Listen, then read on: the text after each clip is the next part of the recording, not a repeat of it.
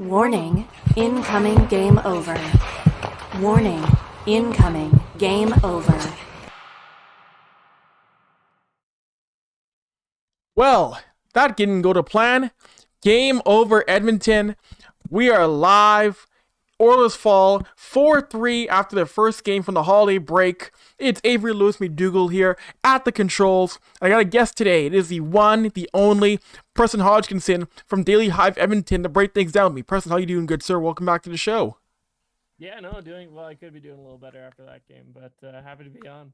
No, of course. And it was a game in which Edmonton comes back from the break after a few days off, and it was a game in which Edmonton looked good early. They looked fine early, but man, to see this game come down to overtime, a place in which this team has had a great record, it was something to see them lose in overtime, which they played really well in the extra period, Preston, for most of the season here. Yeah, no, it's almost come to a point where this team goes to overtime, and you expect it to end within the first 2 minutes with McDavid and Draisaitl, but wasn't the case tonight. It was obviously a much better team than the San Jose Sharks that they faced off in overtime last time, and they didn't get the puck going the right way this time.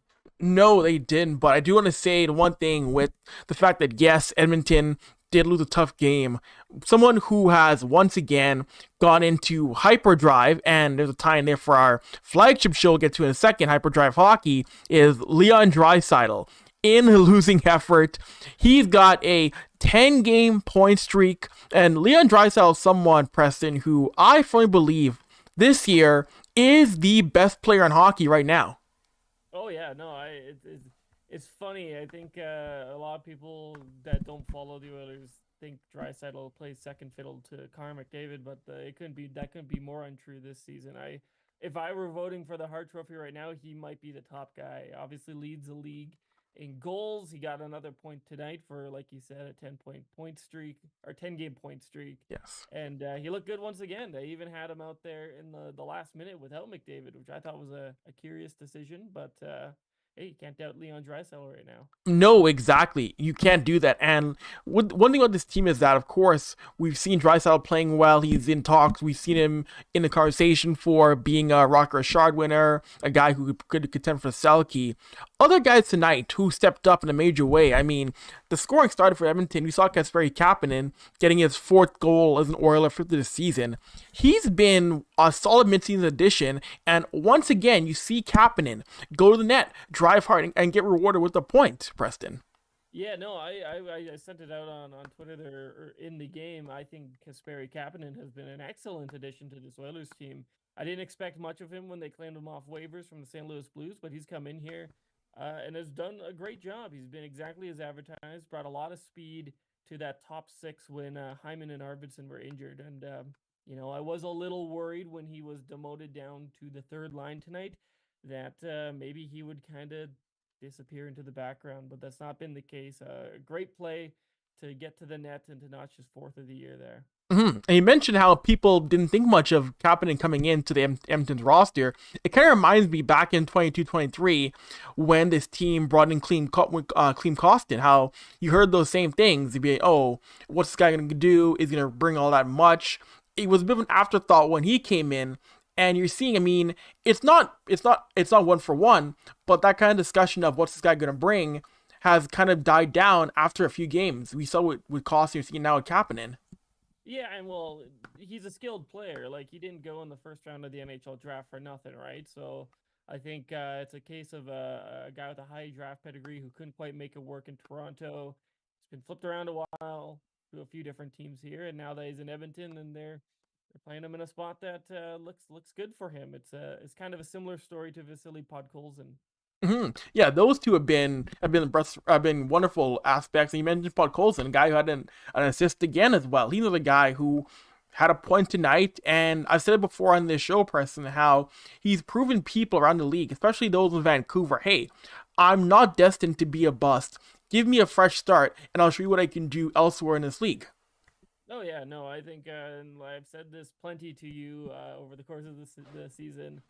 Rob Williams, my editor, is a guy who covers the Canucks on a daily basis. When the Canucks traded Podkolzin to the Oilers, the one thing I heard from him was that coaches love this player, and so far during his Oilers tenure, you can see why. He's just dogged on the puck. He's great on the forecheck, and he's found himself a nice little spot on that second net line next to Leon Draisaitl. So I don't think you can complain about Vasily Podkolzin with the Oilers this year.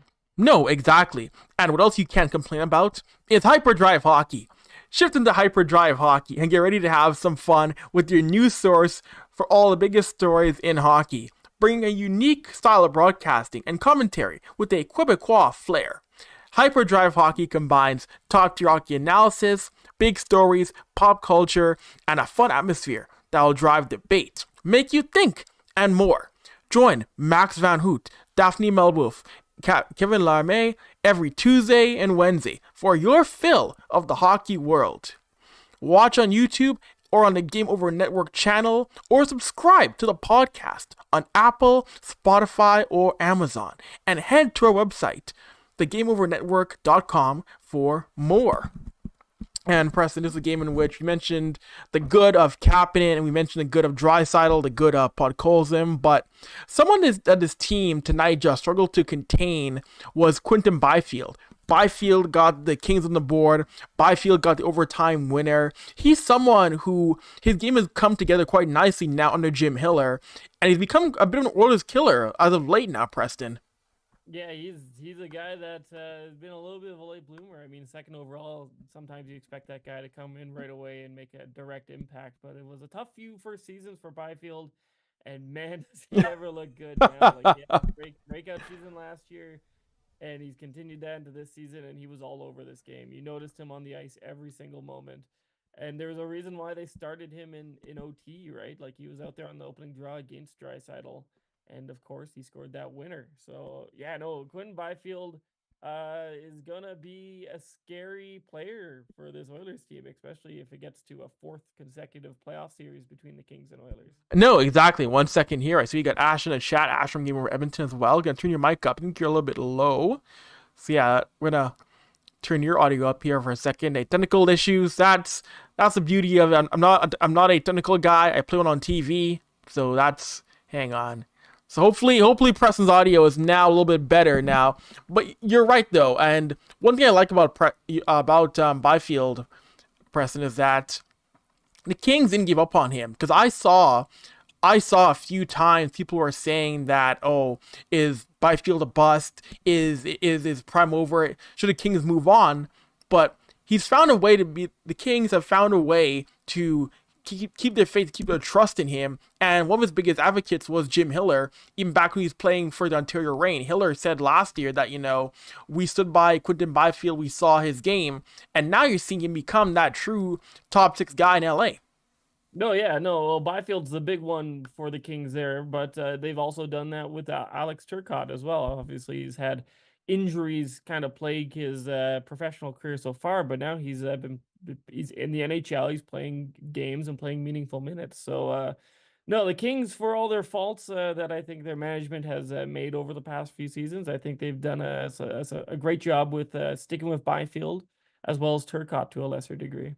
No, certainly. And one thing with Edmonton, LA, these are always games in which you're going to get, it feels like it's prison rules no matter with these two teams, because you saw very, very few of this game was determined on special teams. The bulk of this game came at 5-on-5, in which we know how Edmonton likes to thrive on the power play. So in large part, the officials didn't call too much as well, Preston, which is kind of a little bit strange. Yeah, no, I think early in the game, I seen probably the most textbook of interference calls that you could see, but there was no call. And that kind of set the tone for the rest of the game. And, the Oilers got their chances. I think it was 2-1 in power plays, and they scored on that opening power play. So they had their chances. And then they did well on the penalty kill, stopping LA in the third period there. So, yeah, maybe not the best officiated game in the world, but I think the officials missed on both sides. And if you're an Oilers fan, I know it's easy to see that slash in overtime on Bouchard and blame it on that, or perhaps even the Stuart Skinner mask thing, where he was complaining to the officials after the OT winner. But, this is a game the Oilers had plenty of opportunity to win. I think they were a bit too easy to play against, and you could point out a lot of different things to this loss. rather than the officiating. Yeah, no, officiating certainly wasn't the concern in terms of why they lost. And you mentioned the coverage in front of Stuart Skinner wasn't the greatest. It wasn't Stuart's best night as well for a net for him. And we've seen again the big concern about Stuart Skinner. I mean, he's a great. I mean, the past 3 weeks or so, he's had a great run. He's been consistent. But one thing that Stuart is prone to is that one night where he reverts back to what he was in October. And it's tough because to many fans, it undoes, though that one bad game for Stewart undoes a run of 8 or 9 great games. Yeah, and I think it is easy to point at the goalie and say that's the reason why they lost. I've done it before. Tonight, I don't know. I didn't think Stewart had a great night, but I also don't think he was the reason why the team lost. That first goal was just Byfield outworking Brown in the corner, Yeah. and then to the front of the net with Stetcher barely getting that stick on him. So a pretty clear path to the net for Byfield on that one. The Fogle goal was probably the worst one of the night. Just slow reaction from Stewart to get over it. It just pokes through his pad. I didn't like that goal. The Jeannot goal was just terrible coverage. It was a basic tap in for Jeannot there, and Skinner can only do so much on those types of plays. And then on the OT goal, yeah, you probably want him to stop that, but at the same time, it's Byfield coming in, plenty of time picking his spot. So I'm not going to rag on Stu too much tonight because I think a lot of the goals against were mistakes in front of the net. Yeah, no, that is very fair. Defensively, this team had to be better in front of Skinner. They need to give him some more support because, yeah, you're right. It's easy to say that could all be on Stuart Skinner, but really, it wasn't. And the Fogle goal was probably right. The Fogle goal and Jeannot goal were egregious ones, and Warren Fogle, again, goes to LA, and he's having a wonderful season for the Kings, Preston. We talked about in the press box, in the chat rooms, how this team gave up too much speed and they lost depth scoring. Warren Fogle is on pace to surpass his high last year of 20 goals. He's finding himself right now in LA. Yeah, no, and I think Fogle got a lot of flack here, but I think he was great for what he was, which was a guy who can plug and play in that top 6, but ideally you have him on that third line, and he scored 20 goals last season. He was great in the playoffs. I liked him in the playoffs, and I think he just wound up being a bit too expensive for the Oilers. So, I mean, you could go either way on this. I at the time I thought adding Arvidsson's Jeff Skinner was an obvious upgrade on Warren Fogle, and now you're kind of looking at it a few months into the new season. And you're like, oh, maybe I don't know. Maybe Fogle would have been nicer than fourth line Jeff Skinner this time around, right? So, Right? hindsight's 2020. But yeah, no, I'm happy he's doing well in LA. I liked him as a player. I liked him as a guy off the ice as well. But like I said, hindsight's 2020. No, exactly. And you mentioned the Lions too as well tonight, and it is again very strange. And we've seen this before. You had Oilers Twitter buzzing, Preston, after asking Chris Knobloch about why Jeff Skinner is what he has to do to get more ice time. And once again, we see Jeff Skinner playing on the bottom 6, and it is strange to see how Chris Knobloch still isn't giving Jeff those chances to play in the top 6 when that's where we all thought he was going to be when he was signed on this 1-year deal.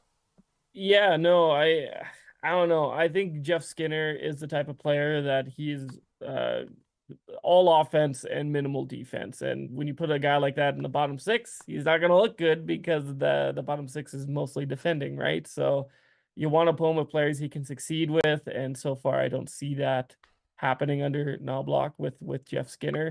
And even tonight, like instead of putting Jeff Skinner on the third line left wing spot, Knobloch decided to move Kapanen down to the third line and then play Kapanen on his off wing instead of the right wing, instead of giving Skinner that bump up to the third line. So I don't really have an answer for it. Knobloch told me that he wanted Jeff to play some good hockey, and he doesn't really see who Jeff Skinner can elevate right now. And it's, I guess that's a fair enough answer. But when you jump through so many hoops to not give the guy a chance, you start to wonder if this is a doghouse situation for Jeff Skinner. Right. Yeah, it really is weird. I know we saw suggestions and rumors on the idea of Jeff Skinner possibly maybe asking for a trade or wanting to move. I don't see it happening because Jeff Skinner is someone who has yet to play up in a playoff game, which still sounds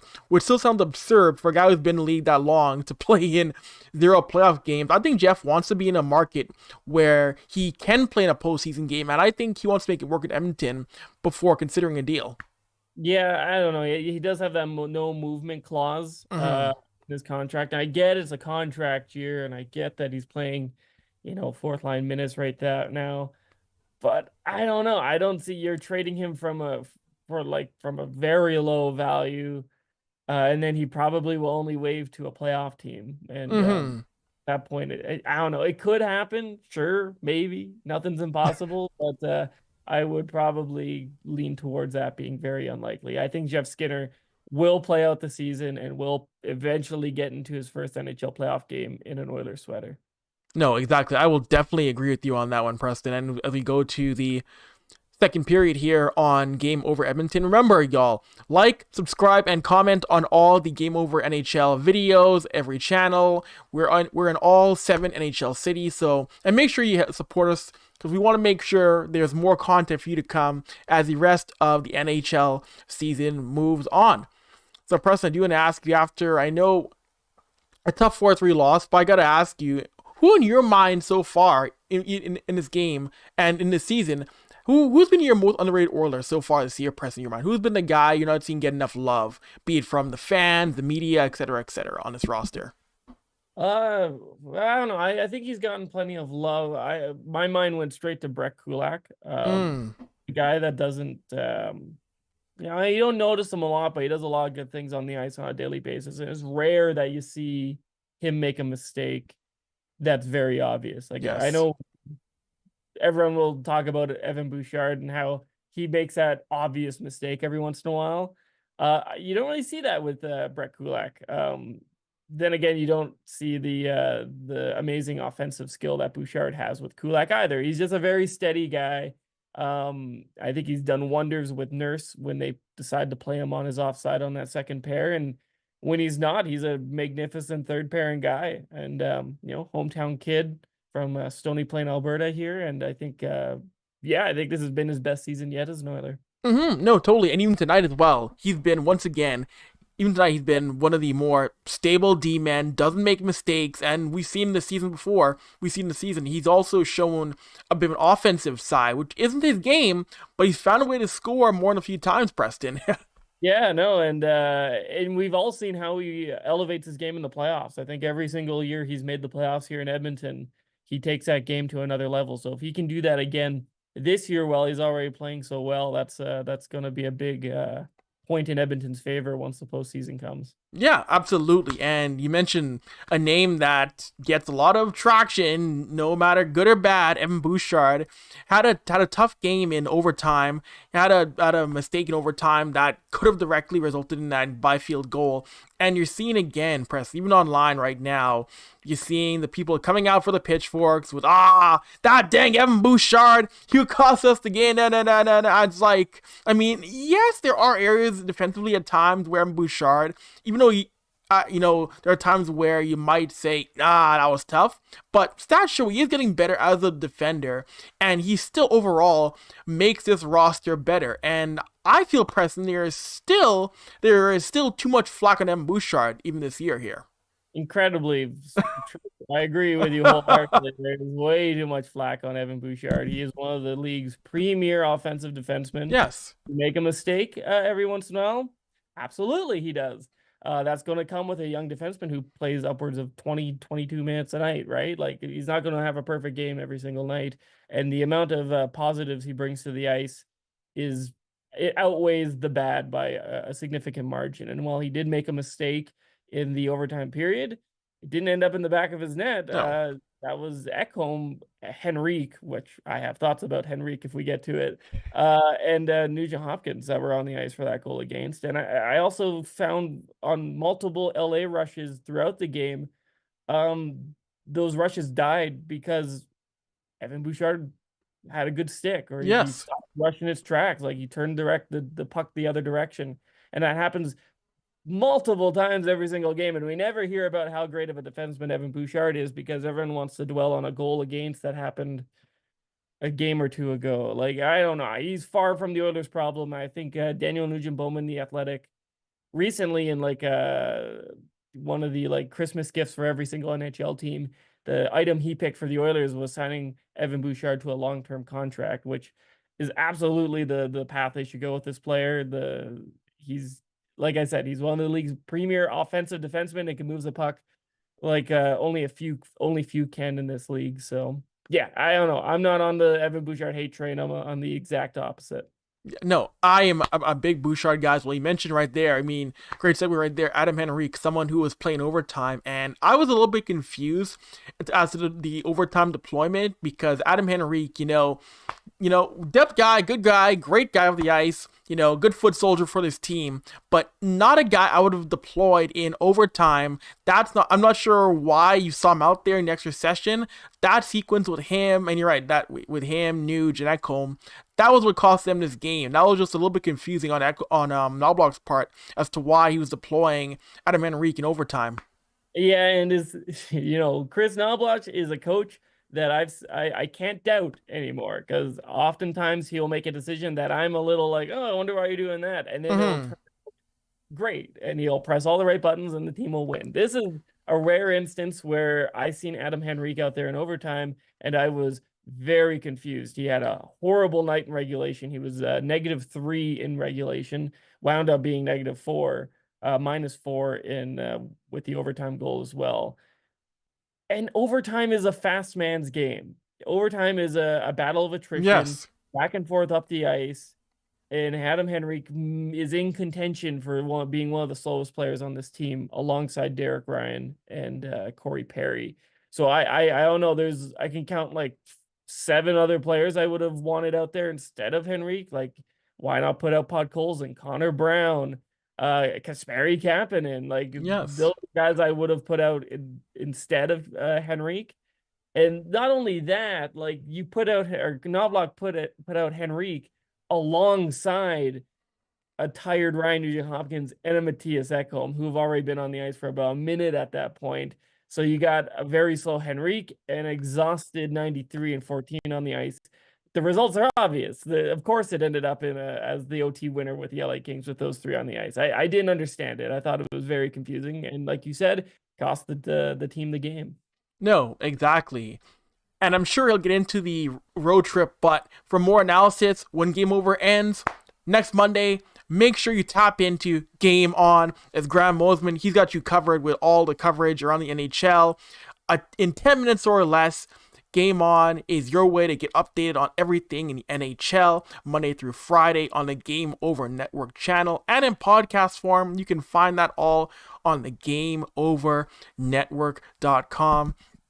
And now, Preston, this team they go to Anaheim in a game in which Edmonton should find a way to get a point or two, but again, too many times, games which Edmonton should win or should get 2 points or a point, they make difficult on themselves. I mean, heck, we saw Edmonton against San Jose. Askarov made that game harder than it should have been. So what are your thoughts on when Edmonton goes to Anaheim to conclude this California road trip here?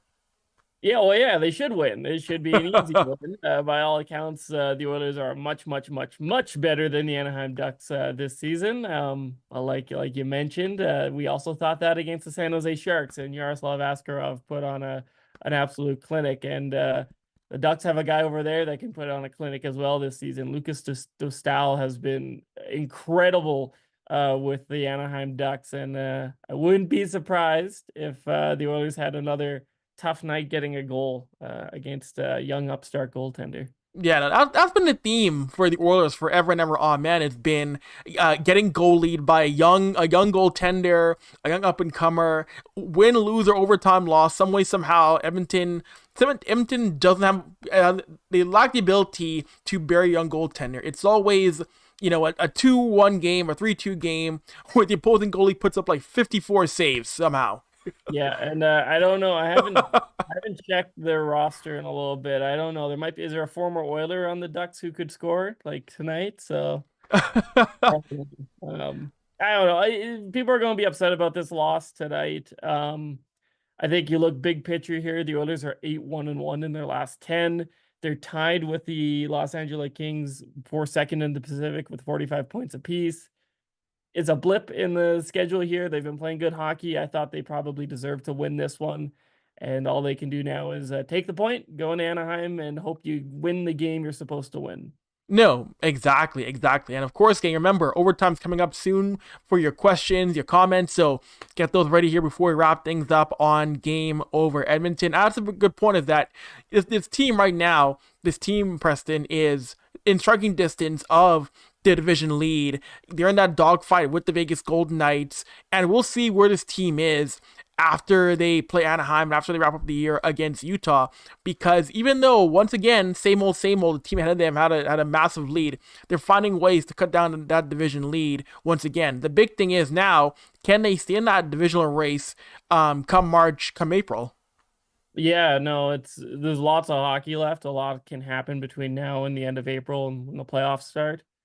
We've seen this last year, though, from the Vegas Golden Knights, so they're in a position where they have to prove everyone wrong. I believe at this time last season, the Golden Knights were top of the division as well, and they just barely clawed in as a wild card when all was said and done here. So, yeah, no, I think I still have question marks about the Vegas depth down their forward group. They've obviously proven me wrong thus far this season, but we'll see if that can hold up in the next few months here. Oh, totally true. And it's funny because I think I saw the graphic before Christmas too in terms of April. And again, if the season were to end today, I'm sure it's been updated by now, but if the season were to end today, round one, Preston, would be once again for the fourth year in a row, Edmonton, Los Angeles. Yeah, I think I'm looking I have the standings up on my computer here right now. I think the only difference is that LA holds the advantage with regulation wins. Mhm. I believe what they're doing, because they're tied points. Edmonton has one more win, but LA's in that second spot and Edmonton's in that third spot. So it'd be a little different, but I don't know, not different enough for a lot of Oilers fans, I think. No, I think if LA were to lose that series again, I think the Kings have to make Rob Blake walk back to California if they lost. I think they'd also, we've seen this with the Winnipeg Jets in the 80s and 90s. I think they should just relocate the team at this point if they lose to it again. At this rate, you never know. But it's funny. I wonder what Oilers fans want more. Do they want? I've seen Oilers fans discuss, oh, we want to play the Kings again. We want to play Vegas again. We want Vancouver again. Now, I don't know if the city can handle another Edmonton-Vancouver playoff series after last summer, Preston. No, I think if I were to put on my fan cap right now and stepped out of my reporter role, I think you got to go Edmonton-Vancouver again, right? That'd be the most fun. That would have the most payoff, especially if the Edmonton finds a way to eliminate them again. I think both fan bases delight in the misery of each other. So I think if you go and ask Vancouver fans, they'd have the same opinion. So yeah, Edmonton, Vancouver first round, any round I think would be fantastic. I'm just thinking back to how social media was during that second round. I've never seen so much vitriol for any Edmonton Vancouver game in my life than that second round series towards each other. It's crazy because you would think we've lived through a recent Battle of Alberta playoff series, and it didn't even hold a candle to the hatred felt between Edmonton and Vancouver. Right? It's fun because I have coworkers over in Vancouver, and there was arguments between us throughout that series, and I'm all for it again. Oh my gosh, that's great. You know what? But what shouldn't cause you vitriol is Game Over Edmonton merchandise. No matter, and also Game Over gear from no matter what city you are. If you're an Oilers fan, a Flames fan, a Canucks fan, that'll get you through the winter. What better way to support something that you love than by rocking it as clothing? Game Over's apparel line has dropped with 3 unique designs. Whether you want to feel the nostalgic pull of a retro skater design, want to make a statement in our established design, want to wear your love for goalies proudly with our Live and Die by the Goalie design, or if you need another coffee or tea to get you through the winter, we got you covered. Designed by Brady Chalice from Game Over Winnipeg, use the QR code on stream right now and take a look through our apparel store and help us rebuild local sports media in Canada while repping your community. And we just passed a Christmas sale, but now, currently, we have a different sale dropping on Boxing Day to get you 15% off on all winter products. So, all right. Now, Overtime is in session. So for those of you who've been waiting patiently to get your questions in, your comments in, any complaints, redirect those towards one Preston Hodkinson. Tell him make sure you vote for Drive for the Hart Trophy if you get an award ballot this year. Oh, he's there. He's there. If I were to vote today, I'd probably have Leon up top. So no need to get on my back, Edmonton. It's fun fact. So we don't know yet if Preston gets a vote yet, but But yes, but I'm sure social media will be waiting patiently to see who you vote for on your ballot this year. It'll be Leon Draisaitl, Hart, Leon Draisaitl, Selke, Stuart Skinner, Vezina. Don't worry. I'll be the resident homer for you guys. Hey, that would be funny if you actually did. I know you wouldn't do that though, but I wouldn't. No. I think that'd be quite funny. Just run the board, all Oilers, every single category. Okay, so we got some comments here from our fellow colleague, now our new addition to Game Over Edmonton, Ash.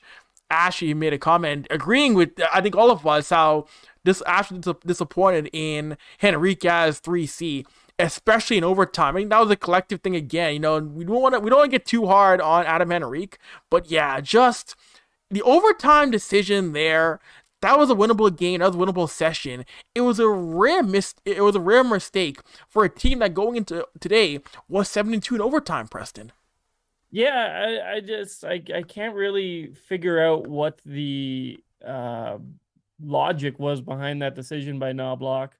If Henrique was having a hell of a game and he had like a goal and a few assists, sure, why not throw him out in overtime? But he was brutal in regulation. He was -3 at that point, and yeah, and he's a slower skater. You threw him out with two other tired skaters. It's like you're almost asking to lose at that point. So I don't really know what was going on there. Yeah, I know. It was really strange. And one more from Ash here on how the Dostal game is burned into her mind. The Lucas Dostal game. That is one thing that a lot of Orla fans are just, again, the whole goalie thing, it's too funny. And now we see Orla fans always talking about, get an upgrade. Well, I don't really know if this team is actually trade for a goaltender. I know they're not going to show their hand, Preston, but I get the vibe that this team is going to, as long as possible, try and keep the tandem of Skinner and Pickard going as long as they can. Yeah, Stuart Skinner is going to be an Oiler this season. He's not getting, we can put that to rest. Skinner is going to be a goaltender for the Oilers for the remainder of the season, probably going into next season. The thing I've been kind of banging the drum on about has been Calvin Pickard, who I like. I think he's an okay backup. He's done well being put into kind of a weird situation starting in the AHL last year to becoming a full-time NHL backup. But I don't think he's a guy you can rely on in long stretches if Stuart Skinner falters. Like, he's not a guy that I have complete trust in if he needs to be that guy for an extended period of time. So I think there is a discussion to be had about maybe the Oilers upgrading the backup position, trying to find that platoon partner for Stuart Skinner. Before he was dealt and subsequently signed by the Colorado Avalanche, I thought Mackenzie Blackwood would have been a fantastic trade candidate to do that sort of thing. A type of guy who can come in and let Stu sit on the bench for a week just to get him re-energized and to give your team a chance to win with Stuart on the bench as well. So I don't know if they'll go that route. Like I said, I think Stu is here for the long haul. And I don't know what the team is looking for right now. Obviously, there's stuff on the defensive group that needs to be upgraded as well. So whether they can do all of it at once, it's a tall ask, but we've seen teams do it.